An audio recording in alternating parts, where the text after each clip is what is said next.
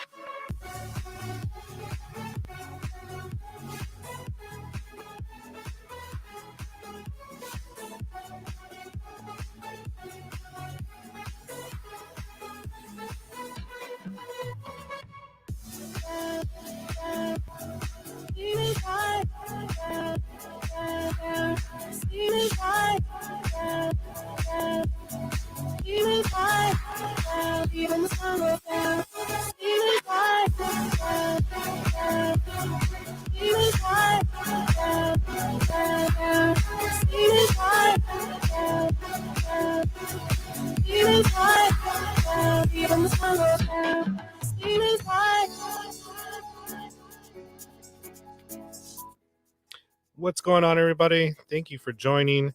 My name is Eric Velasquez, and this show, basically, if you are new to this show, interview the upcoming election candidates. If that makes any sense. We interview the candidates for the upcoming elections. Um, Earlier this year, we did the city council. Now there's a special election going on for District 118. Um, so it is coming up for Texas House of Representatives for District 118. So um, it's coming up really soon. Here I have the slider on the bottom, shows you early voting starts September 20th. What? So that's only a couple days away. And it ends on September 24th. Election day is September 28th. So if you do live in District 118, which I will show you the graphic here shortly, please make sure you go vote. Start listening to the candidates who are going to be on the ballot. So without further ado, let's go ahead and bring in our guest. Hello, sir. How are you? Good. Everybody, make sure we can hear everybody. Just give me a thumbs up if you can. You can hear me, right? I can hear you. Okay, great. Because I know we had a couple of issues earlier. So go ahead and introduce yourself to everybody. Absolutely. My name is Desi Martinez. I'm running for Texas House of Representatives, District 118. The first name, because it gets butchered a lot, it's been butchered since I was little, is Desi, like Arnez, Desi. Desi. Okay. Did I say it wrong? No. Okay. Every other pronunciation is wrong. Okay. So tell us, you are new to the political field, correct? I am, sir. I am. All right. So what made you want to go ahead and step into this ring? So I'll give you the simple answer. So I didn't grow up with a lot. I didn't. And after the pandemic and after especially the freeze, snowpocalypse, I could see kids that look like me growing up. And I could see mothers that look like my mother growing up. And it was a lot harder on them. And I just felt that we needed more leadership kind of manning the ship, you understand, during those times. And I really took an introspective look and I really thought, what can I offer? And I've been here on the South Side for 16 years now, doing good work, helping people out. And I just honestly felt I could do more. There's always a little bit more to the story, but at the end of the day, that's what flipped the switch on for me. I want to do more. I can do more. I've been given the ability to do more, and that's what I wanted to do. And it was a very personal decision because it's something that I tell the people all the time. When you have kids, it changes your life. And what I saw were my children, and I said, the way this world is right now, I need to do something so that it's a little bit better for my kids when they get to be my age. I got to do my part. And that was the nexus of me running. Yeah. It's definitely it's scary, right? Especially when you bring kids into the mix, and I have two little ones, and I'm just like, man, are my kids going to be experiencing this even worse later on? Right. So how do you see that we can change some of these things that are happening? Because obviously you're only one dude, right? You're only one guy. Right. So what are some of the steps that you would like to see changed going forward? Well, one step at a time, one issue at a time, one thing at a time. I've been hearing a lot of political banter back and forth now that we're debating about we're going to do this and we're going to do that. And they keep on forgetting this is a representative seat and it lasts for 2 years. How are you going to change the world in 2 years if we don't even have the majority up in the legislature? So we have to be realistic about what we can do. Okay. I've been studying this district. I've been in this district. I've represented thousands of people in this district, and the reality is we have a lot of issues that need resolving. Where do you want to start, Eric? Because right. Yeah, right. Let's start from the ground zero, right? Right. Because everybody starts saying, okay, well, let's do this, but what is the main point? Like, where is it starting, right? So let's start there. I always forget this the main what is it? The main focus. The start of the, like, oh man, I forget it. I'm sorry. I usually do have that thought. It was like the Where's the where everything foundation? starts. Where's the foundation of the problem? Yeah, How do we fix the right, foundation before we start fixing the real problems? Because right. again, everybody's talking about the future and what we're going to do. Well, let's get to the grassroots of what's actually going on. So just for example, man, I do everything I can to try to educate myself on the districts regarding those things that I don't know. So let's take an example. Let's take an example. Mr. Lujan was just on, right? And he was talking about technology and how technology is going to be the wave of the future, and he does all of these things, right? But if you live in this district, okay, one thing that you know is that we are behind on the grid, meaning that our infrastructure here on the south side, especially where I live in District 118, I don't even have accessible, viable Wi-Fi. How am I supposed to look towards technology in the future if right now I can't even turn on my devices? Do you understand? I have Yeah. school districts that I can give you the facts. I speak in facts. Um, one school district in particular needed 600 laptops donated so they can just be on the same level as other school districts. So again, before you start talking pie in the sky and solutions about technology in the future, understand that we got different problems down here. So what do we do in order to try to fix that? So let's just stick on one issue: infrastructure, right? The internet grid. How do we fix that?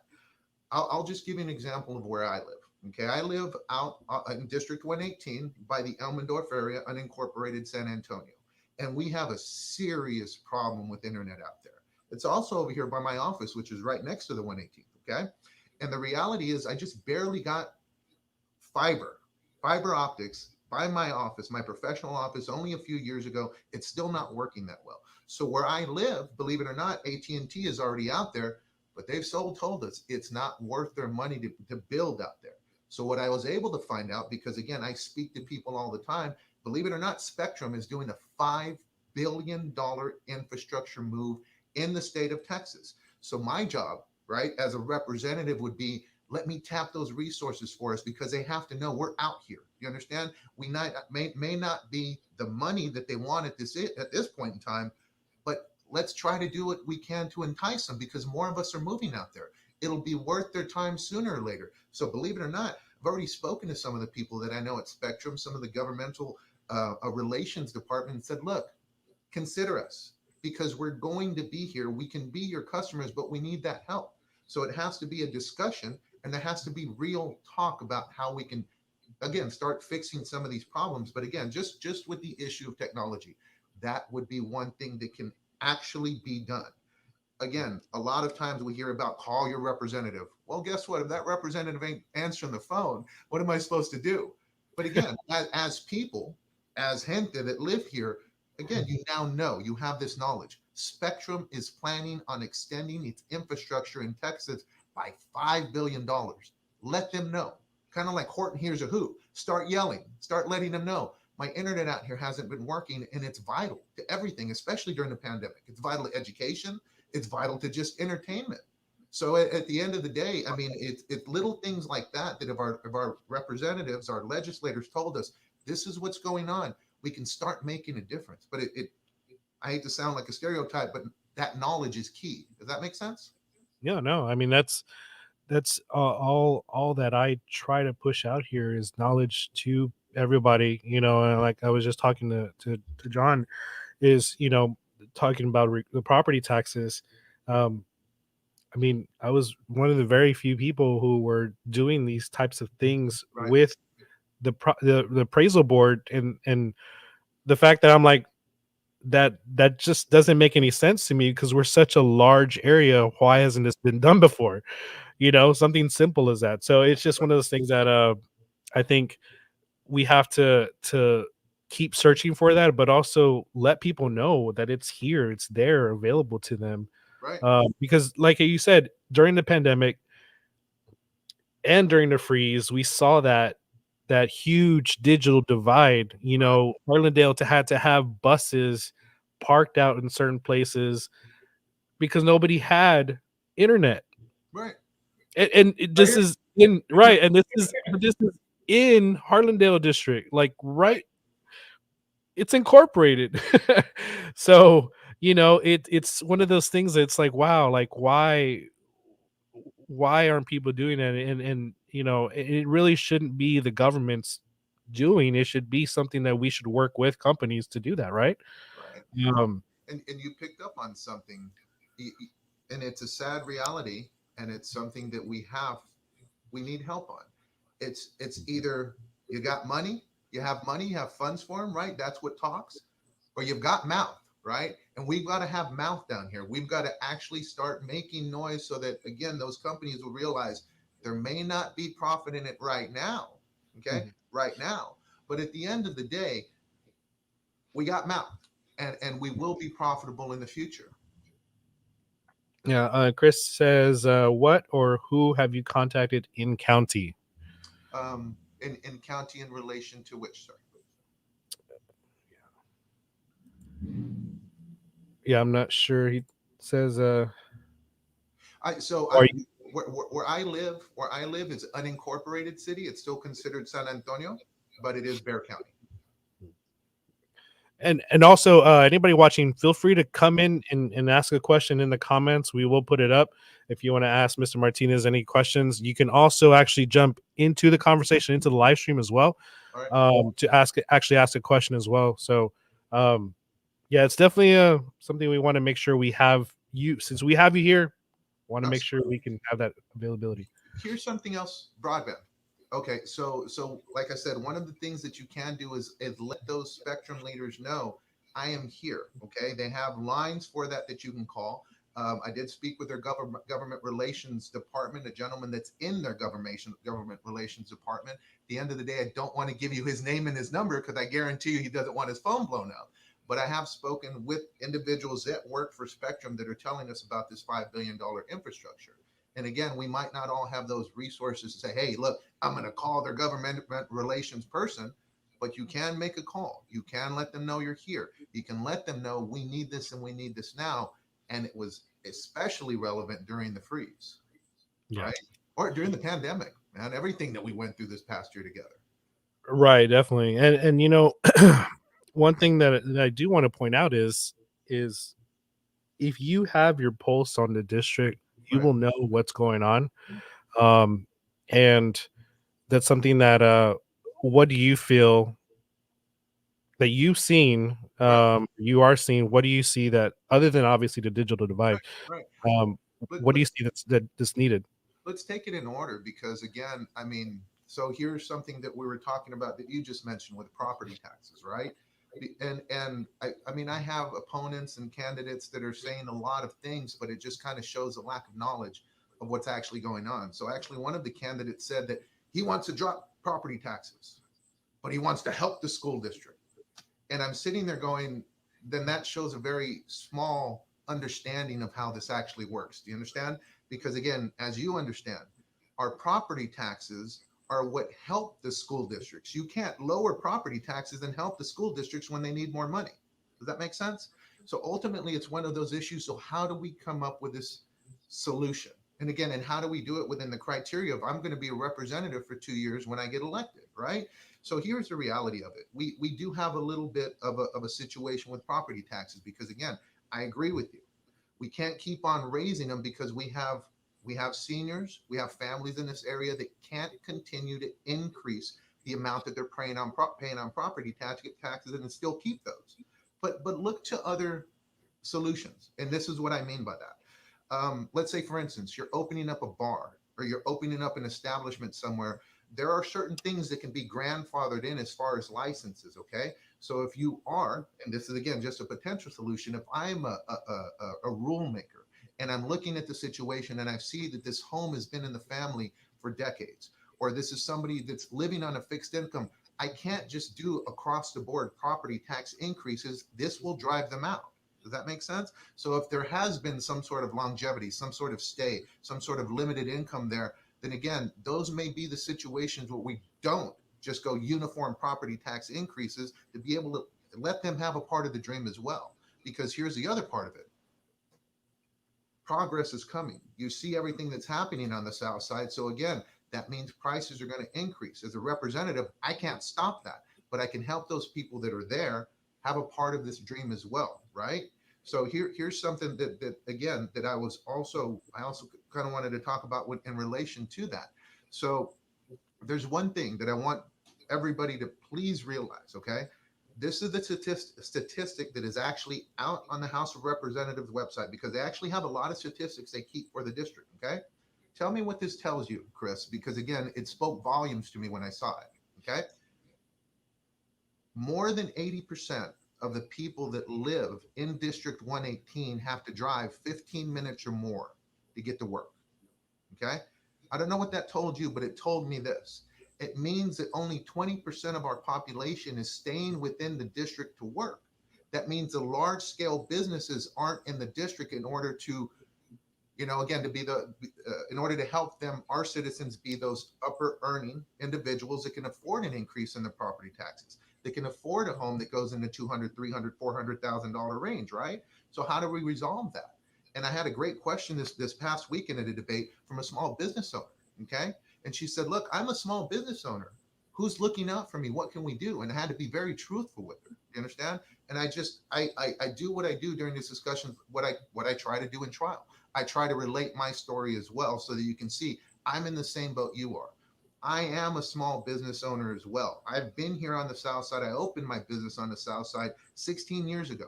And we've been blessed to stay here and to grow and to employ people in the district. But what I do is I absolutely wanted to make sure that I offered a product that can help the South Side. Legal services. We looked into it before we did it. And then I did my job, my work, to be the best at what I can possibly be in my industry. And again, we scraped, we pulled together, we did everything we could to try to keep the office open, and we were able to do that. And again, ultimately, it's like I was telling you before, knowledge is the key. So here's something that happened during the pandemic that maybe I can help you with, that it can maybe specifically answer that question for small businesses. Okay. So here's a specific instance. During the during the pandemic, we were all sent home. Okay. We were all sent home. My business, my office, everybody, I let them know this. I'm going to forego prosperity, right, for your protection. I don't want to risk anybody's lives for making another dollar. So we're going home whether you want to or not. We're going to work remotely, which really hurt because my internet's horrible, right? But at the end of the day, just to give you an example of my business, I need to speak with insurance adjusters when a case settles in order to get physical checks. Does that make sense? Like, they need to send me checks, okay? I need them to cut those checks from banks. So that means people have to physically be there. I still deal in mail and physical checks. So at the end of the day, I needed somebody to actually sit here and cut checks and send them to the bank and take them. Now, I know this sounds kind of, boring, but at the end of the day, here's a problem we ran into in the pandemic. Okay. I didn't have adjusters in the office cutting checks. I couldn't get physical checks. I didn't have people at banks cutting checks to get them to us. I didn't have people in the office because every time we came back to the office, we'd have another COVID outbreak. I was the last one. Okay. So at the end of the day, I had a ridiculous problem that the system didn't help. I was literally, we didn't have accounts receivables. It's that I literally didn't have somebody here cutting and sending checks. So I was dying a slow death. Although we had business, although we had the ability to help people, I couldn't get checks in the door because on top of that, if you remember, Trump took our mailboxes because he didn't trust the mail-in ballot thing. You remember? So this was a ridiculous problem to have as a small business. I had to take a PPP loan out, and thank God it did. Thank God we did, because it wasn't that we didn't have business. It's that I couldn't get to the money that we had in order to keep the doors open.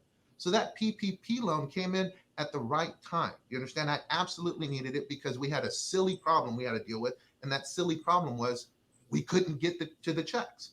So here's something that the small business lady brought up that I wanted to talk about. She said, we didn't get a PPP loan. We didn't have access to it. And again, this is where knowledge is power. Where I had those relationships with our payroll company or with the banks that we had, believe it or not, it was getting to them to help us. And I can see where if you're a small business owner, let's say, for instance, a convenience store, you don't have that access or relationship to those employment companies or those banks that can help you move up in line to get those PPP loans. And that's what we need to start doing. We need to start sharing those resources so that our small businesses do know this is what I need in order to qualify. This is who can help me. This is how I get part of that dream, because again, as small businesses, I think down here we don't share a lot of this knowledge with one another. And that's what I do. If you know me personally, Chris, there are several businesses that I try to mentor because, again, nobody taught me how to run this business. You understand? I did it through trial and error, and we continue to grow. And I think we're doing it at a high level now. I have to be willing to share that information because, like you said, the government isn't going to come in and fix my law firm, right? If I'm not making a profit, if I'm not be able to pay my employees, then I've got to find a way to do it. I've been lucky to have those resources to do it. Now let's go help the small business do that. Because again, it's a mom and pop shop trying to figure out how to run their business, right? But they're also trying to figure out good business practices as well. And a good friend of mine always says this, my people suffer for lack of knowledge. It's a biblical quote. And what that means is knowledge is kind of where it starts. The government can't do it all for you, but you have to start with that knowledge as a business owner, as an individual. So that's one possible solution. And again, as a representative, can't give you money, but at the end of the day, I can definitely help you start communicating. I can help you with resources. I can let you know where things are. And all it takes for me as a representative is a want to work. You understand? The want to create that. And I think more than anything, I've showed my desire to work, man. Education, work, that's what saved me. That's what saved my life. It's helped me provide for my family. I've been able to take care of my mother and my brothers and my family. So it's just one of those things. I always go back to the same thing: hard work, education. And here in the district, that's what our Gente is about, right? That's what we're about. We're about work. So that's just what I'm trying to bring to the table as well. I will work. If I don't know the answer, I'll go figure it out, and I have the ability to learn it. So it's one of those things where that's again, just not to keep on talking and talking and talking, but that's one of those areas that I think I can provide some help in. That's in relation to the property taxes question and small businesses or what have you. I'll tell you, Chris, we can literally talk all day, but there's one thing I did want to talk to you about that affects my people, my constituents of 118, and that's lack of health insurance. Okay, we lead the state in uninsured. I'm sorry, we lead the country. Texas leads the country in uninsured citizens. We're number one, man. We've got 20% of our population is completely uninsured. Why is it important? Guess what? We're still fighting, man. We're still fighting a pandemic. You understand? So the reality is that if 20% of our people are uninsured in Texas, we got to find a way to fill that gap. You understand? Because again, it falls on what's called the blue collar worker. My people here in 118, it falls on us. We're here. We're educators. We're small businessmen. We are craftsmen, things of that nature. So again, look at kind of the cake of health insurance, okay? I always call it a tres leches cake because at the top, at the cream, you have private insurance, right? That's the expensive stuff, right? The low copay, the low deductible, that's the good stuff, right? That private health insurance, the marketplace, okay? At the bottom of the cake, the leche part, right? That's Medicaid, okay? That helps people that are they call it below the poverty line, okay? But in the middle, all right, you have a large segment of the population that doesn't qualify for Medicaid, okay? And that also doesn't have the resources for that higher end insurance, and that's us. We're uninsured. You understand? We have a large segment of our population that's uninsured, and Abbott's not doing us any favors. And I'm not going to sit here and disparage anybody, but he literally turned down $1.5 billion because he didn't want to extend Obamacare. You understand? He didn't want to extend Obamacare and help people out. He just didn't want them to get the notoriety from it, so he rejected it completely. He killed two bills in the House that's supported by 70% of the population. He killed them because he doesn't want to extend Obamacare. Okay, call it whatever you want. I just want people insured during the pandemic. So there's two things that have to happen. Okay, two things that have to happen to get more people insured, especially right now. We got to start closing the gap of that cake. You understand? What I've done here at my office, and I speak in facts, brother. So you can speak to anybody in my office. I've taken a hit in my own office and my own wallet so that my people are insured. Do you understand? Ain't nobody dying in my office for lack of health insurance. And I mean that. You have to have leaders that are willing to do that. It might cost me more, but it's worth it because your life, like I said, your life is worth more than prosperity. Okay, you have to have leaders that do that. And But don't you think there's also an issue with the pharmaceutical industry also? I mean, we can have, a lot of people are calling for Medicare for all, but Right. kind of like the property tax thing is you can pay this as a government, but those costs are going to keep rising and rising. Same thing with the pharmaceutical industry. Okay, if everybody has Medicare or healthcare, and the government's either going to pay for it, Right. then who's going to check the pharmaceutical companies? Is the government body of Mhm. Texas or even the U.S. going to check these companies, because they're pouring a lot of money into these elections, Right. and so that's an issue. I just posted recently. I think just in the U.S. it was well over, I can't remember. It was hundreds of millions of dollars. Right. But where do we stop that? How do we stop that? So you're Chris, it's your show, but you're asking me two questions. I'm going to Oh, address them both right now. it- Okay. it's So Eric. it's your show, brother. I'll answer however you want. But at the end of the day, there's two questions in that thing. I guess the first thing is, how do we stop so much government spending? Okay. Like, I mean, again, that's part of what I was hearing. Okay. So here's the thing. And I want the listeners to research this. Please, if it's important to you, research it. There was a bill passed by a Representative Johnson out of Dallas. It had bipartisan support. It had over 200 businesses and medical providers saying this is the way Texas should do it. You understand? It was called the Live Well Texas Plan. And it was literally trying to get an extension of Medicaid for those people that need it, but it was also incentivizing corporations to help our citizens get more health insurance, so that we wouldn't be just throwing money at the problem, because again, we can't keep on doing that. Okay. There has to be real world solutions. And there was one there. And again, ultimately, it was killed. It was literally killed by Abbott, because they were like, no, if it's not called the Abbott plan, we ain't going to have it.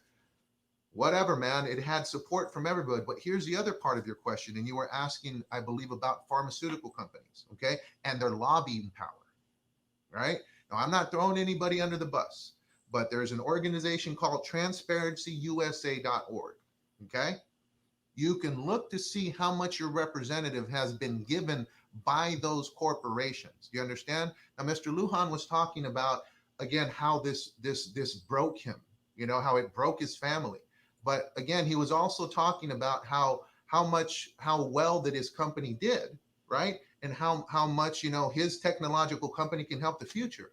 Well, you can see exactly there how much money Mr. Lujan actually put into his candidacy. It was $4,000. And it was another $600 after that. And I'm like, $4,600 put you so far in debt that you couldn't run again. The reality is that if you look to it's right there. And I mean, I'm not making these things up. He got $128,000 in order to run. He got $100,000 of it for an organization called Texans for Lawsuit Reform. And I can talk about that organization all day, because unfortunately it's a dog to my cat. As a plaintiff's attorney, Texans for Lawsuit Reform is simply trying to stop lawsuits, and not in a good way. They're buying races. So they gave him $100,000 immediately in order to run against whoever was running at that time. But at the end of the day, again, how do you stop organizations? And that's the number one PAC in Texas. You understand? They spent $80 million on the last session. $80 million, Chris. I don't even know what that looks like. You understand?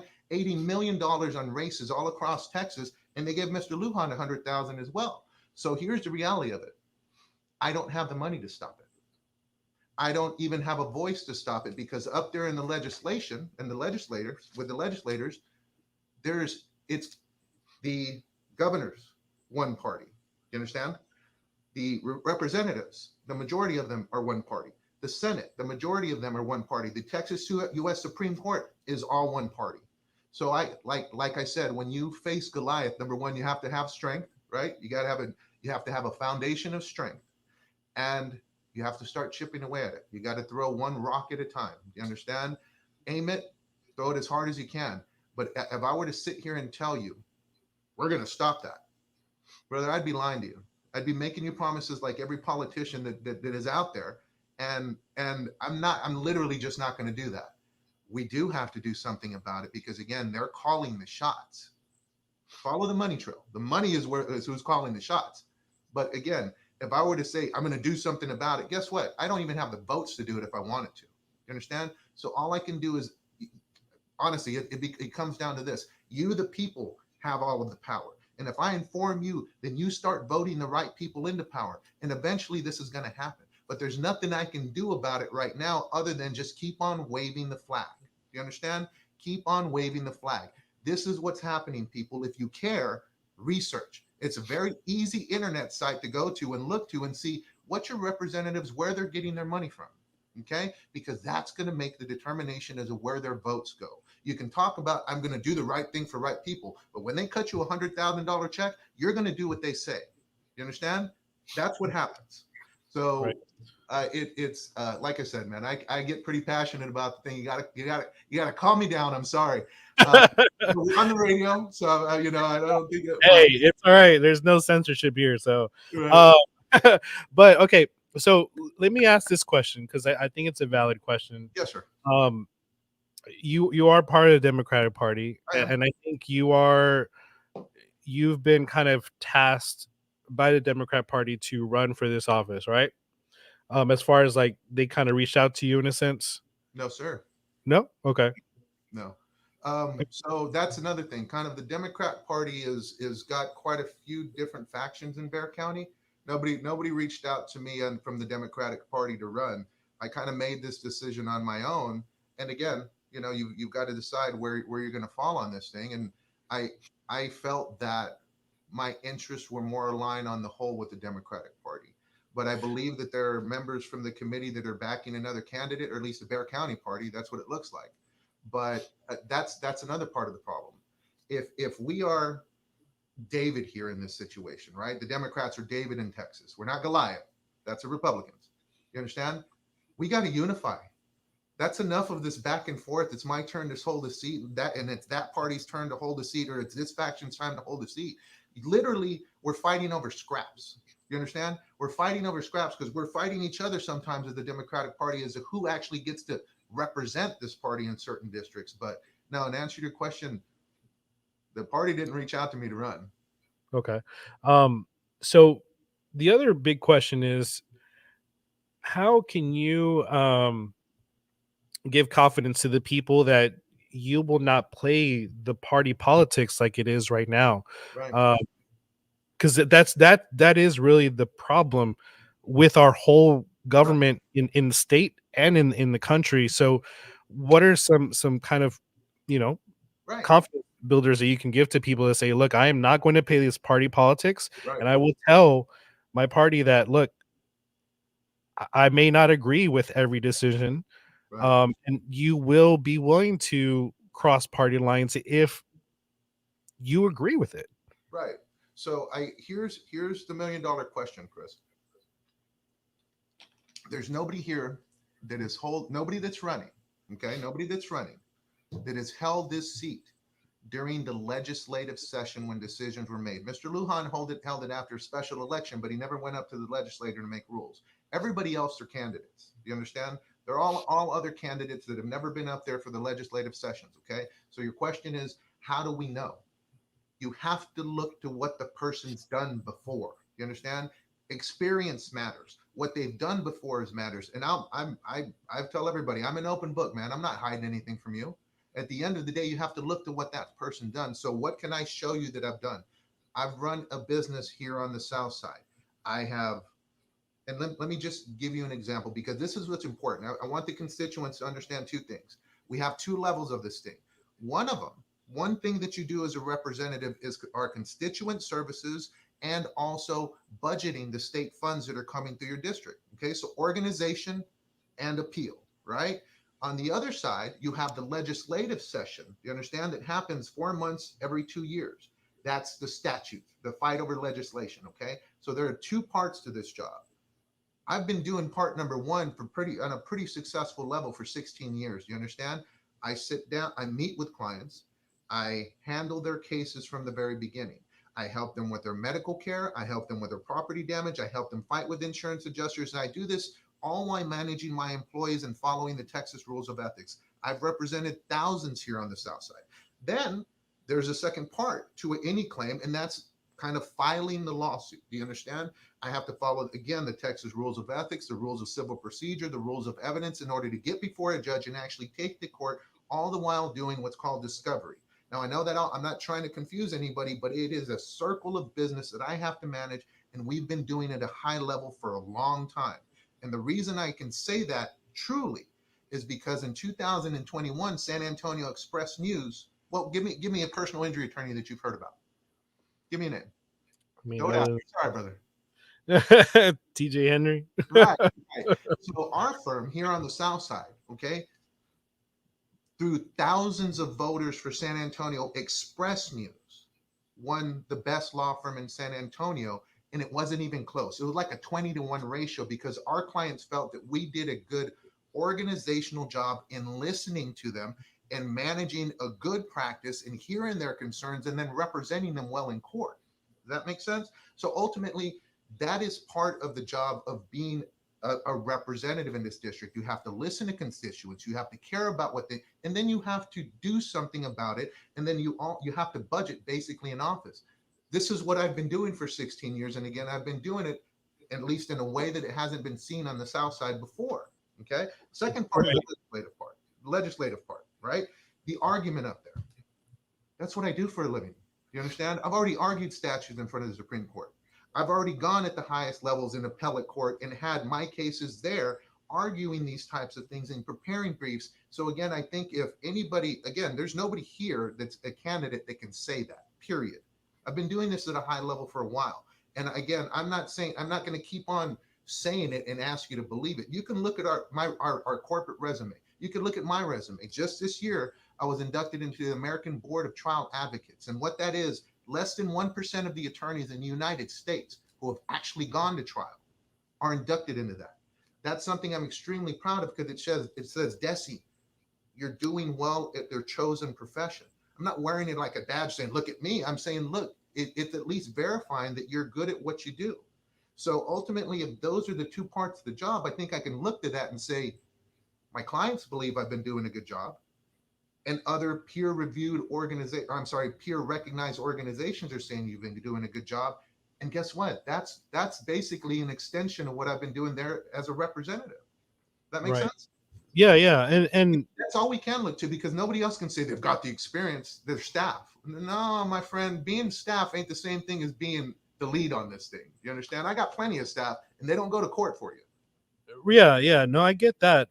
But I think we kind of missed the point of the question of how are you going to avoid the party politics? Because right, there's all that's great, right, but you don't have party politics in this realm, right? Right. The party politics stuff is very overwhelming, right? It's very much in the state legislature and wherever it is. So how are you going to overcome that? Because that's a big, obviously with the last elected official left because it just got it's really bad. So how are you going to overcome that? Okay. Well, here's the thing, and I apologize, Chris. I think I called you Eric, but I was getting kind of fired up. I didn't mean to. Oh, well, my name is Eric. I did call you Eric. Somebody just said, "No, it's Chris." It's Eric, right? Yeah. I apologize, Eric. So here's the thing: you really have to look to intestinal fortitude, man. What can I say are the foundations of who I am? Again, ultimately, you can speak to my clients. I've put my money where my mouth is before. You understand?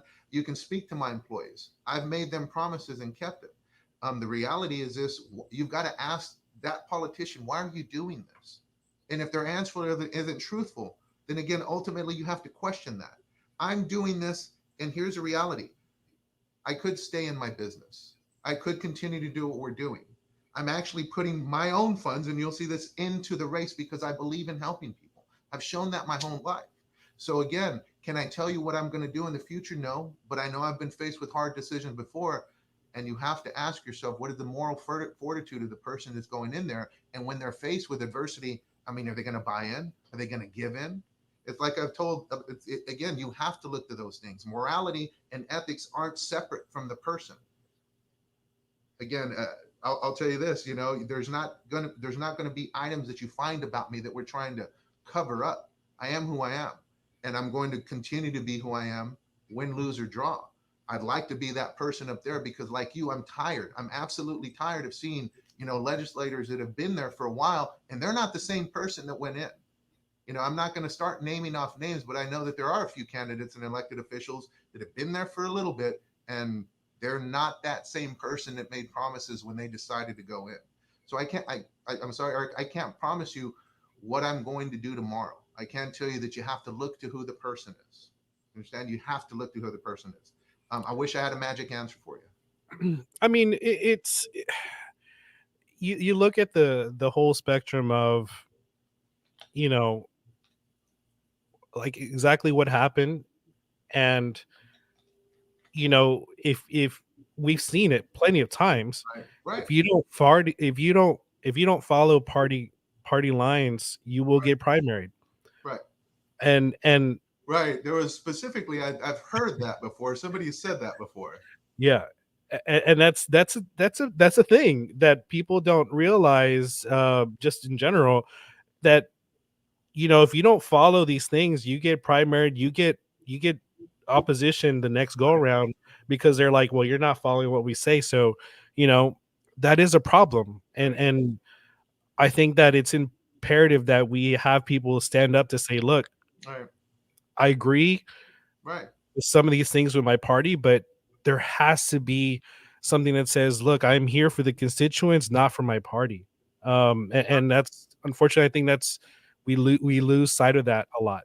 Right. And that's the reality of it. And it's something, again, Eric, you can go back to the speeches that I've given when I'm sitting there talking to my neighbors. Okay. This ridiculousness of we've got to go to this extreme or we've got to accept this side. It's got to stop. But it's a good thing because here in this district, okay, those conversations, okay, have to take place. And I'm just telling you this, I've been able to convince a few Republicans in my area to say, you're the guy that I want to vote for. Because in this special election, you can cross party lines and actually start voting on either side if you believe in the person. And they've walked out going, this is about us, man. This is about our district. I'm not trying to run for governor, and I'm definitely not trying to run for president. I'm trying to take care of this district, and our problems are different here. So it's just one of those things where I'm not trying to appease anybody. I can stay in my own business. I can, again, keep on building the practice, but I truly want to help more. And again, ultimately, if that help isn't wanted, then I guess I won't get elected. But I'm not here to be a yes man. And like I'm probably going to make some people mad, but I'm not here to listen to anybody other than the people that I represent. That Okay. makes sense? Yeah, definitely. Kimberly asked, does Mr. Martinez have any plans as far as criminal justice reform? So thank you, Kimberly. I appreciate the question. So here's something that I haven't shared. I am what's called the associate referee judge of the juvenile district court, the 289. And what that is I go in to fill in, okay, when the judge absolutely needs the help. It's a very small part, but at the end of the day, so it's having kids, seeing our juvenile system is something that is near and dear to my heart. And I'm actually part of the volunteer organization to raise funds for our Bexar County juvenile criminal system, probation department. I'm sorry. So shout out to them because, again, we need to raise funds. Those are the volunteers that help out those kids that are in our juvenile probation department. But here's the reality of it. There is one thing that is coming up that I'm going to fight tooth and nail against. Okay. And again, I'm not big on hyperbole. And what I mean is, again, everybody right now, especially in the social media age, is taking, well, he said this and he's anti-criminal reform. Do you understand? He's going to let everybody out of the prisons. And that's crap. Do you understand? I'm tired of it. So I won't play that game. And I'm sorry to use that word, but ultimately, here's the reality. I see, and I see this a lot. I see our children, okay, that ultimately, when I see them there, a lot of times in juvenile detention hearings, okay, what I've noticed is something I've noticed before because I've also worked at group homes before. When you have a child, okay, that looks like he's getting in trouble or there's a lot of things going on in their lives, you can always look to one thing or the other. And that one thing or the other is the reality is for most of the kids that are getting into trouble, it's something like lack of a mother or father figure or parents in their lives, okay? I can't fix that. But what I can do is try to give at least those kids a problem because a solution before they become institutionalized. So one thing that's coming up is unfortunately, the very conservative figures in politics are trying to pass a law so that the age, okay, of majority for juveniles, so that they can actually be sent to be prison and tried as adults, is now going to be 17 years old. You understand? It's 17 years old. Do you remember yourself when you were 17? I don't know Yep. how your decisions were. I don't know how your decisions were. And I'm not saying that there doesn't have to be any responsibility, but to try a 17-year-old as an adult is flat out wrong. You understand? They don't have the mental capacity to be sent to jail for life or sent to the electric chair. Punishment, I understand, it's going to happen. But you don't try them as an adult. Man, I'm 47. Sometimes I'm not an adult. You understand? It's just a reality. I don't know how old you are. You look pretty young with that hat on. But at the end of the day, you look like a baby. But at the end of the day, the reality is, again, you're going to send a 17-year-old to jail for life. I get it. They might have committed a horrible crime. But at the end of the day, they're still salvageable at that age. You understand? 30 years old, man, you've chosen your life path. That's a little bit different. Okay. But that's at least one thing that I might be able to do something about. But this is a reality. We don't have the numbers, brother. We don't have the numbers, but we can work with people. A lot of the bills are passed on majority. Well, guess what? Right now, I believe the Republicans control around a little bit over 60% of the House. So that means they're going to get past what they want most of the time, unless we start kind of building bridges and working on those things that are a common goal. That makes sense? Yeah, and that's a big thing. Is there's a lot of divisiveness, and it's out of control, and nothing's getting done, nothing's getting past that can be helpful for the public. So yeah, I mean, definitely, hopefully we can all start getting towards that, because it's definitely getting worse, not just here but in the country itself. But any other last things you want to say before we wrap up? Yes. How can people get hold of you? Social media, volunteer, anything?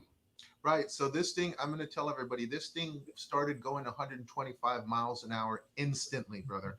The reality, here's the reality. We had announced that we were running first back in July. Okay. Because I was going to run regardless of whether or not Mr. Pacheco stepped down or not. I just felt, again, I felt the calling to do it. I was going to do it regardless.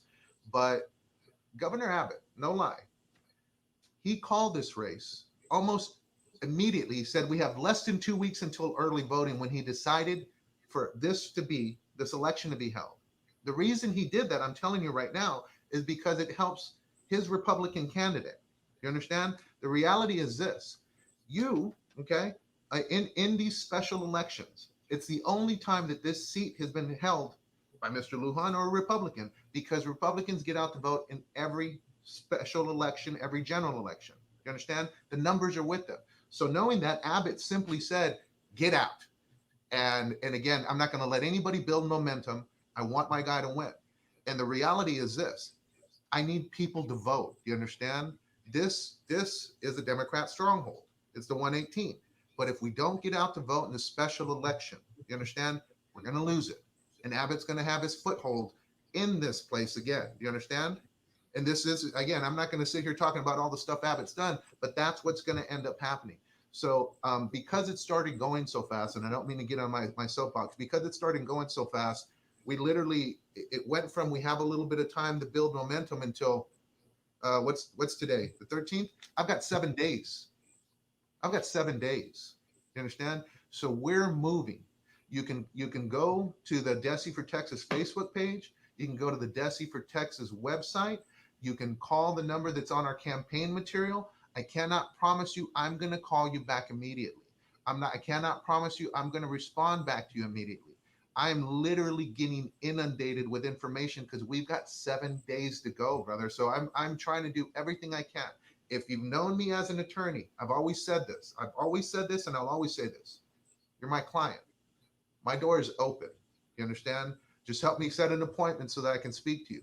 In this situation, like I said, we've got the lines, we've got everything, we've got the information where you can reach us out. But because it picked up steam like that, again, we've got to reorganize and make sure that we're getting to those most important things first. It's not that I don't want to speak to anybody, but again, we have to organize it, or else I'm just walking along blindly.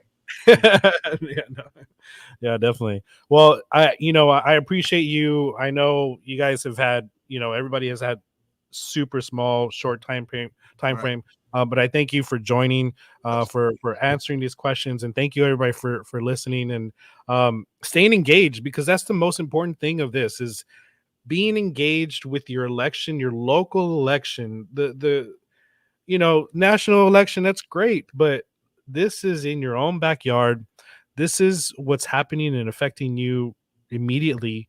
So please be engaged. Please ask these questions. If you want to know more, maybe something more specific, reach out.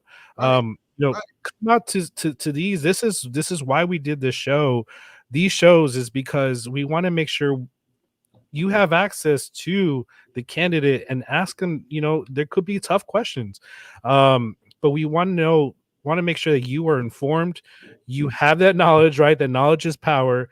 And you're not just getting the person that's on the brochure, because we all have the brochure, like, okay, I am this, I am this, I am this, but we right, want to get to know more about the person, right? So that's what this show is really for, is to be able to get more on a personal level. So right. stay engaged with everything.